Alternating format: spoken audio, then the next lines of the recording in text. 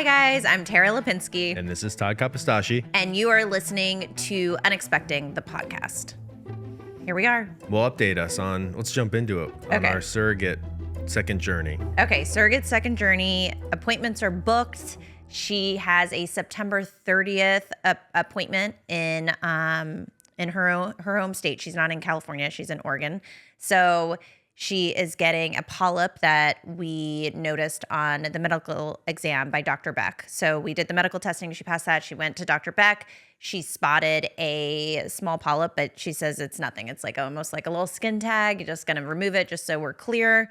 And then we're going to start a mock cycle, which means we will do a pretend IVF cycle to make sure all the timing with the medicines line up. And then we will do a transfer. I mean, we talked about this briefly, I think, on the last podcast, but what do you feel like going into it? Because I had said I kind of forgot all the trauma we went through, and it's like, oh, we have another surrogate, and we're gonna do a transfer, and then we're gonna have a child in 9 months. I'm just really grateful that we found a surrogate, and I think that this time around, the second time around, has been so different that yes, we know there's going to be anxiety and uncertainty, of course, and we've been through so much. But I think the longer that this process has gone on the second time around, I realize how lucky we are to find someone we really connect with, we really trust, we really like, we think is the right match for us. Because what did it take? I thought it was going to take a few months. And I know that that's naive because I know if you ever Google it, it could say 1.5 to 2 years and there's waiting lists. But the first time around, I think, spoiled us because we just got very lucky with the timing. But we were also so focused on going through our own fertility journey. This was like our backup, and it wasn't all that we were thinking about. We didn't even know if it was actually going to happen. And it was funny, I was just texting Michaela this weekend because I'm looking, because our surrogate's going to go through a mock cycle. So I was texting her, asking her about timing. I couldn't remember. So I scrolled back to December, and we were driving to Montana. So it was like her birthday. She had just finished a mock cycle, and she's like, I got the good news. Everything's clear. What's happening with you? And my next text to her was like, so since the last time we talked, like, I had another miscarriage. I lost, another embryo, and I'm really sad, but we now know that we're definitely, just focused completely on this surrogacy. And, it was just like interesting to see. And then we were doing another retrieval, and we had lost so many girls that I even, probably just like my inner thoughts were coming out to Michaela, even though we had just met like a month before. But I was just like, I hope that it's just like we were talking about Georgie, which is so crazy. And I was like, I hope there's a little girl in this one. I'd love to try a little girl. We lost so many girls. And I would put pink bows on all of these texts. And then I like couldn't help myself. And she's like, keep me posted. She kept texting back like, did you find anything out? I'm like, no. And it's just funny to look back. Like, we didn't know this was like how everything was going to unravel. And then like I gave her the good news of like, Michaela, pink bows everywhere. We got 2 girls and a boy. And, it was just interesting to go back and look at that. But that was a side note. But no, that's a great answer. You're not answering the question. I know. Are you nervous again? I am, but I think less so because of this, because it took so long the second round to find someone and to feel right. Like, I think even we were trying other people and it didn't feel quite right. I realize now, like, this feels real and right, and we're moving forward. And before, it felt like really far in the future, or there was an out. Like, it feels like the train has left the station now, which is like exciting. So I feel like, yes, of course, you're always going to be nervous. You hope things go well. You never know, but I kind of feel excitement now, which is great because I think it means some of my trauma is healing. We'll see, though. I feel like once we get closer and closer in the day of the transfer, that'll change a little bit. But oh my gosh, thinking back, we never talked about this. I think I had COVID, which is crazy how careful we were with everything. During Michaela's transfer? During Michaela's transfer. I remember going and being like slightly under the weather, but not feeling bad. But I remember feeling like off, right? But I couldn't, it's that first day where you're like, am I? I feel a little like, but it's like the transfer, that's going to be weird not to show up, but could I be sick? Like probably not. Although I guess they would have done the temperature on your forehead. No, so they stopped doing that. But I don't Well, I was think trying to help you out. Yeah, I don't think I had a fever at this point. This was like the start of it. But people were still wearing masks, so I wore my N95. Yeah. And regardless, I probably will still do that just in case I'm ever carrying something and don't know about it. But it's funny because I think back and I did that, but I was like sitting with her. This was like the biggest moment of everything. And we were so careful with COVID, with everything. And then I think I tested a couple days later for COVID. So clearly I probably was contagious. I mean, I would have never gone if I thought I was going to get sick. I mean, I would never have risked any of it. But I don't know why I thought about that. But you're just saying transfer day. And I'm like, well, hopefully you're I don't healthy have this time. COVID this time. Oh, and I can go this time. Oh my gosh, you can go. You've told that story, how Tara basically just ghosted me when I did. wanted to go. Literally, the phone was in my lap and you were texting. I was like, it is buzzing. I'm like pushing it I'm like, down. most monumental moment in my life so far, and just no one will answer me. Cool. No, Dr. Beck needed to focus. We all needed to feel relaxed. It was for the better of the entire, journey. Anyways, so yeah, I'm excited. And then September 30th is, literally a week away. So we'll get those results and then jump in, which means Day after Georgie's one year birthday. Yeah, I know. Big week. Well, today we're doing something real zany. Zany. You wouldn't call it zany? I like when you come up with words like that. I'd call it zany. It's ad hoc, they might say. Should I pull out my phone for so this? I think show me how to do it and I'll read them. So basically, right it's gonna before this started as a fun social experiment, or it's not really a social experiment, it's just an experiment. Tara posted to Instagram, we're right about to go on a podcast, so send questions and we'll answer them What like if live. no one has sent anything? I mean, you literally just put this up like 2 minutes ago. Yeah. But So it's should okay. we look? And so what I want to do, you're gonna give me your phone. Okay. I'll read them, but it's like I hate it's a cliche, rapid fire answers. It's but pretty much you. But I'm gonna don't ask want me you- to ramble. Well, I don't I don't need to ramble, but also maybe I'll read one and it'll be a great question, but maybe you'll just be like, I don't know that much about that next one. Okay. So we don't have to belabor the point. okay. Tara belabors sometimes. I belabor. Guys. Okay, so you're gonna press this. Okay, She's showing me that, how to- and then you're gonna scroll. Oh, it's to the right. Okay. Hopefully there's some questions. Yeah. Okay. So for those just listening, I'm reading off Tara's phone currently. Okay. Hi. At what point in your fertility journey did you decide surrogacy was the best option? That's from Peace in the Waiting. Look at this. They don't even know that they're making segues for what we were just talking about. That exact moment that I was texting Michaela when I told her that we went through that fourth miscarriage. I had 2 miscarriages within 2 months of each other in May. And then it took a long time to get through that and a DNC. And then we prepped for another transfer. And so do you know what rapid fire is? No, I'm kidding. I'm so kidding. Keep going. Okay. I was just waiting to insert that joke. Okay.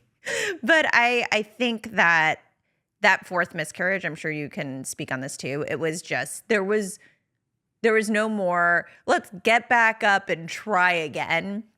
It was so clear that it was happening the same way. And we were so tired. And those last 2 happened within months of each other that it was like anything in life where you're like, oh, I have to accept something. Like, when will my mind and brain accept? Yeah, not to interrupt, but they say that about so many things in life. Like it's so cliche, but like when you just know. No. Like they say that a lot about divorce. People Yes. like wake up in the morning and they're like, I can't be with this Yes. person anymore. Yep. Like that's kind of how it was. I feel like It- there was yeah. no decision to be made. There was It no just decision. Like happening. it was, just acceptance in that moment that I didn't have the night before. And I just knew that this is what we had to do moving forward. Because I just felt like I was like, oh, see, I saw that look. It was to end the, okay. No, I'm just, end the question. finish your thought. Okay, but I think the reason why someone's asking this is they're maybe not feeling that I know this now feeling. And I think I would say, yes, you know when you know, but there was also a part of me that you have to trust your gut instinct a little bit, where you know your end goal, you know what you want, and you know what you're willing to lose or not, and you know what you can do or not do as part of this process, whether it's financial or physical. Like for me, I knew we were going on the next retrieval was my 8th retrieval. Like I just knew I can't do 20 retrievals. I can't keep losing these embryos, and I have to decide and weigh out my options because don't laugh at me. Okay, someone, and then on the next be really struggling on next with week's this podcast, we'll answer one other question. No, but someone may be struggling with this, and I think what to think about if you're thinking about surrogacy is there are options you're going to have to weigh out. Your age, how many more rounds you can do physically, financially, all of those things. For me,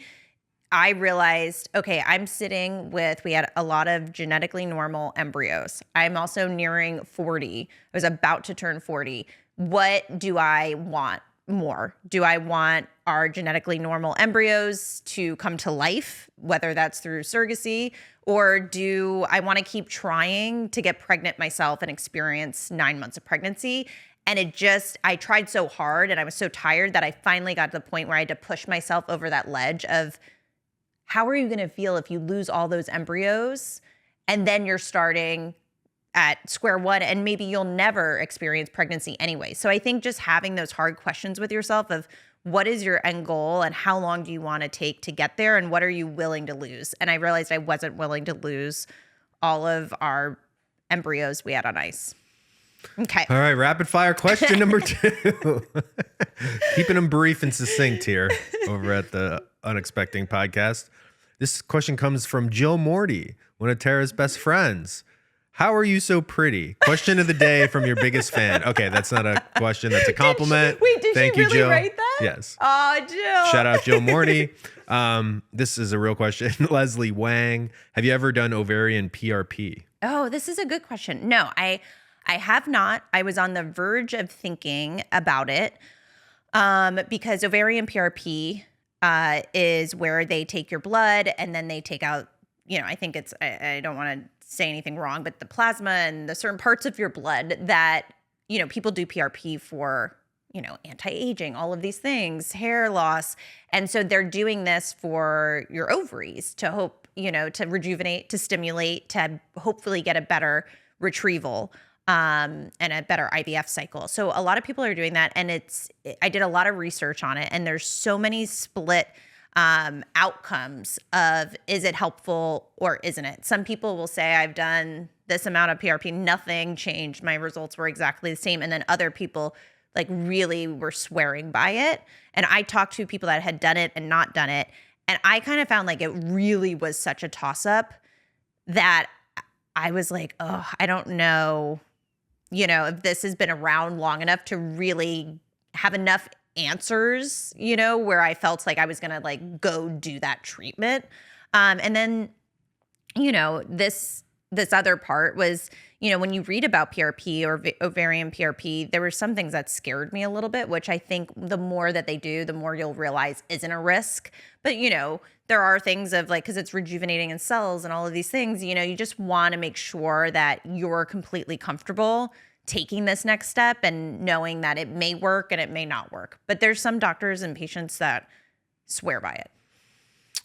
This is from Katie Murray. We talked a lot about this, I think, on the first podcast, but don't know if you have any evolving views on supplements. But she just asked, what are the best supplements to take during this time? Todd has my answer would be every supplement. I'll take every and all supplement intended for men. Yep. Yeah. Well, that's a good thing to remind people. So I'm a big fan of supplements. Now, if you talk to some doctors, they'll be like, many of the fertility clinics will say, take ubiquinol, CoQ10. And that's, I took 600 milligrams of that a day, and I'm sure there's varying dosages, but that's one of the things that a lot of doctors prescribe. Make sure your vitamin D is, at the right level. But I don't feel, and, maybe this is different for other clinics. I felt that fertility doctors don't really push the supplements on you. They mention those two, and then it's sort of that's it. And I felt like I had to do a lot of my own research. Which is actually, I don't know. It's interesting. I feel like that's a nuanced thing because doctors we could go into other sort of medical fields where this is horrible, where doctors will push. I mean, that's like how Right. the opioid epidemic Right. started, of doctors But pushing it's certain drugs because they're supplements. getting Yeah. paid by the drug companies. Right. So maybe it's good that they're not pushing Yeah, stuff. I mean, I think so. But also, I think that there could be a conversation. I wish that they would implement this more, where there's a conversation of, hey, there are these, the reason they're not is because there aren't, these amazing amount of studies out there that show you if you take NAC and you take resveratrol and you take picogenol and you like all of these things, like there's no study that says this is going to improve your egg quality. Well, I'm sure there's some on some of those, right? Well, I think that, yes, if you read, there are some studies that say there could be improvement or not, but I actually don't think there's any solid evidence that these supplements would change an outcome for you when it comes to, IVF or, rejuvenating your ovaries. But I think there's enough good evidence out there that it can't hurt to take them, and that it probably is maybe helping. So for me, I wish that doctors kind of sat down with you and gave you a list of, hey, there's all of these things out that are in the fertility realm of supplements that could help. We don't know. And then kind of leave it up to you, because that's all the research I did. So that I took so many supplements for years. And I think, I don't know if they helped or not, but I have an ear growing out of the back of my head now, a third ear. But I think, what, for me, I would do it again and again and again, take all of those supplements. Maybe it helped. And you'll just, I'll never know what was it that gave us the great cycle in this year. You just don't know. Who doesn't want a 6th finger on their hand? I mean, it comes in handy. And now a quick word from our sponsors. As an Olympic competitor, I'm no stranger to overcoming challenges. But until 5 years ago, I never knew that one of the hardest things I do in life would be starting my family. One of the most overwhelming aspects of my infertility journey was not knowing what was happening to my body. Even with the support of incredible doctors, I struggled to feel empowered after multiple unsuccessful IVF cycles, miscarriages, and retrievals. That's when I began advocating for myself. I found strength and gained confidence in becoming informed and staying educated. Today's sponsor, FERRING Pharmaceuticals, is committed to moving fertility forward and shares the importance of finding the right resources to achieve the feeling of empowerment that helped me navigate this uncertain path. FERRINGfertility.com is a great resource for learning about fertility treatment options, the experiences of others, financial assistance, including a range of programs for different needs, or even fertility coaching. The journey of infertility can be long, but having reliable resources to turn to has helped me keep going. Visit FERRINGfertility.com to learn more. I'm very excited about this next topic because it involves Ritual. I love their multivitamins, and now I get to talk to you about Ritual's 3-in-1 fertility support. It's crazy to think how much we as women keep track of trying to get pregnant when the time comes. Peeing on sticks, tracking ovulation, and then when you have to do the deed, there is so much pressure. It's like your body is a giant science experiment. When we were going through our fertility journey, there was so much uncertainty and anxiety. But through it all, I tried to take as much action as I could to help prepare my body. I most definitely took supplements for fertility support and would do it over and over again. I loved optimizing my body in preparation. I think it brought me back to my athletic days where I love training. I love preparing my body to be at its best. And I also love that I can trust Ritual. And here is why.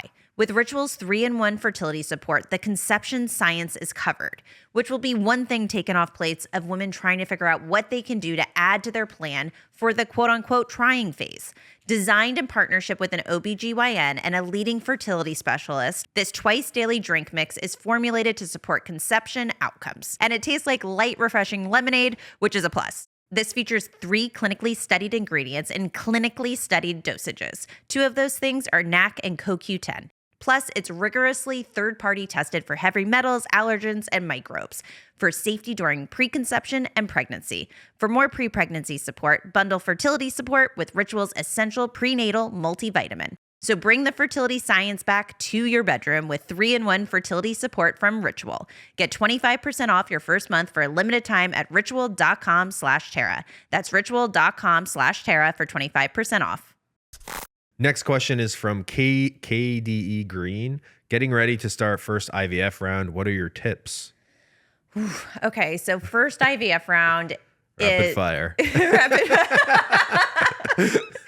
I would definitely Go. Just name them. List them. Go. but bring questions into your doctor. The appointments go very fast. You're going to have a lot of questions about medication. You're going to have a lot of questions about the schedule. And I think you should be asking your doctor about where your fertility stands, because I think it's good to know. And what happens is you go into these appointments for your first round and they're looking for all of these specific things. How many follicles do you have? I actually had a friend who just went through the process because she wants to freeze her eggs, didn't really know anything about it. And we were like having a conversation while she was in the doctor's office. And I was like, ask them this, because they're taking all of this down. They're, formulating their plan in their head. And I think doctors don't want to overwhelm you and be like, okay, well, you have, 6 follicles on the left and 7 on the right. And that means this and this for your age. And, oh, there's a fibroid, but we'll take care of it. But they're not going to go in and tell you, you want to ask questions. Is the fibroid on top of the uterus? Is it inside the uterus? How large is the fibroid? How will that impact me going through a cycle? Do I need to remove the fibroid? So the questions I would ask is like, write these down. And when you go in for that initial appointment is, find out how many follicles on each side, each ovary do you have? And for your age, how does the doctor feel about that? You're going to get tested, a blood test on certain day of your cycle. It's going to test your AMH level, which is a really good indication of your ovarian reserve. So when you get that number, you can kind of Google that. That will give you some understanding of it, but you can ask your doctor, like, how does that line up for my age? They'll test FSH, which is really important. Make sure that's not too high. Asking them, is my FSH in the right, level for where I'm at? So I think there's a lot of these questions that are kind of in the weeds, but it's going to give you an idea of where your fertility is at when you're starting. And that's exactly what your doctor is figuring out. And you can ask them, say, like, I really want to know about my body. Like, what do you see going on fertility wise, and where am I at? And how is that going to impact the cycle? Because then if you don't, like we didn't, like I didn't know, I just like, oh, in and out, bye. They did an ultrasound. Who knows what's in there? What does this number mean? And then you go through your cycle and all of a sudden, like, things are getting confusing, and maybe they want to stop the cycle, and maybe you do a retrieval and you're getting nothing and you're freaking out at home because you're like, wait, what's happening? We spent all this money. It's failing. So being able to prep yourself with, research and education beforehand, I think will help you in the cycle. I feel like that was pretty concise. Okay. No comment. Okay. That was a great answer though. Okay. This is legitimately, this is a great experiment. We're live on Instagram. This question just popped in your little response box. Just came. Who's it from? This question comes from Lindsay Laboza. And I know the answer to this. And the answer is a lot. And the question is, how much did you focus on the embryo ratings? A lot. So my doctor is not a big fan of embryo ratings. There are some doctors out there that take that into consideration, even with the genetic testing. But to break it down, embryo ratings were done originally in the day before there was genetic testing, where the embryologist would actually look at the embryos and rate them so that the doctor would know which ones, looked like higher quality embryos that could be more successful than others. Then they also now do genetic testing. So my doctor is of the mind that I only care about genetic testing. If it comes back genetically normal, I don't care what the grade is. I want you to continue. This next one just popped in too. And it says, you kind of talked about this. Did you always opt into PGT testing? Which is yes. So yes. So, okay. Two birds with one stone here. So from Lindsay Meta. It depends on your age. I mean, if you're 21, you probably can be like, I don't need to do, PGS testing. And some doctors will give you that option that you don't need to, because if you're younger, on the younger end, you have a much higher chance of getting genetically normal embryos. It looks like it's a good embryo. They put it in and it works, and it doesn't matter if it's genetically or tested or not. I would say genetically test your embryos, just because it gives you extra insurance if you can. If you have the resources to genetically test them, why would you ever take the risk? Because without genetically testing them, even if they're graded and even if you're young, you still, one of them, 2 of them, 3 of them may not work. They may not be genetically normal, puts you at risk for a miscarriage, puts you at risk for a chemical pregnancy, puts you at risk for a retrieval and spending, or a transfer and spending that money, that it will be a failed transfer and, going through all of that anxiety. So if you can test, I would test, because it's just taking a couple of the variables out of the situation of an already really stressful situation. okay, back to the grading. I do, however, think it's important, the grades of embryos. And, but at the end of the day, that would never stop me, because if a embryo is genetically normal, then it has a great chance of working. Well, you also have what you have. The only thing I would say is it feels like it would be really difficult if you're a couple and you get like a CB or a CC or like a badly rated embryo, and that's like all you have. It like you still are gonna try it. You're going to try it, and there's someone who was like a CC, and she had one embryo, and it worked. Also, you have to understand each clinic grades embryos differently. So someone who's grading in an AB here could grade it as a CB at a different clinic. You just don't know how that varies from clinic to clinic. But I will say I like knowing the grade. Georgie was an AB, if people are wondering, because I always want to know people's grading of their embryos, and sometimes you can never find that information. But this next round we have a BC embryo. I probably wouldn't put that in, even though it's genetically normal first. I would put in the other guys. But also makes... But I wouldn't get too nervous about grading, especially if you're genetically testing. You just hear it. And I have so many friends. Poor quality graded embryos that are genetically normal work so much. Yeah. All right. A few more. This is a good question. We talked about this at the end of probably one of the last episodes of the first season of the podcast, but what type of testing did you do to find out your immune problems between the both of you? Pregmune, and it was Dr. Vidali, and we finally got to that point. It was interesting. We tested after our third miscarriage, and while I was prepping, and actually during my last miscarriage is when we got the results. So it coincided, everything in December. Remember, we got the results after we did that retrieval, because it took a while to get our blood work. You had to be tested, I had to be tested, but it was very simple. It was just blood work that they give you a prescription, you go, you do it, and then it takes a little bit, and they come back and they will look at all types of things, especially if you have something like endometriosis. You may be more prone to having issues when it comes to reproductive immune problems. But ours was not... you'll hear a lot about NK killer cells and all of these things. There's kind of two sides to the test. On that, mine came back perfectly normal, no issues, which I was kind of surprised at. But the thing that came back was the HLA testing between you and your partner. And that's where it gives a rating from, low to high. And we were at the highest level of incompatibility, which could cause sort of an immune reaction of how I was able to sustain these pregnancies. I know I don't think you know much about this, but I at least want to read it and you can talk about it. And it's Kristen Nith.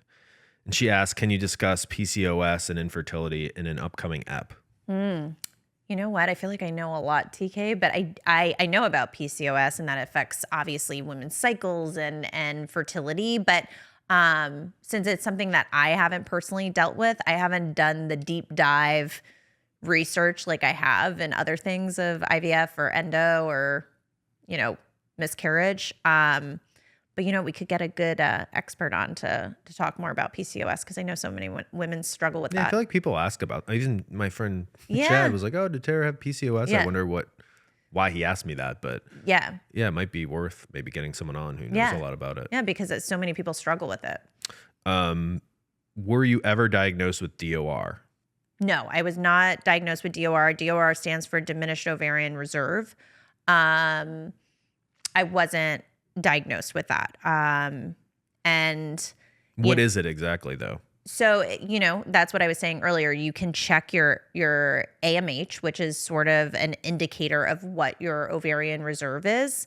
And, you are, when you start getting down to 0.04, 0.05, your ovarian reserve is really low, which means you're not going to have that many follicles every cycle, which makes IVF harder, because when we would go, if we had 15 follicles to start with, think about the drop, through the process and how many embryos you take away. So when you're starting with only 2 or 3 follicles, it makes it much harder, but it's not impossible because again, it comes down to quality, and then your age plays a huge role in that. So if you're younger and have DOR, that doesn't mean it's not some life ending, it's not some fertility ending result. It really is a lot of other factors. And you could be young and go in and have 2 follicles and they both are healthy embryos.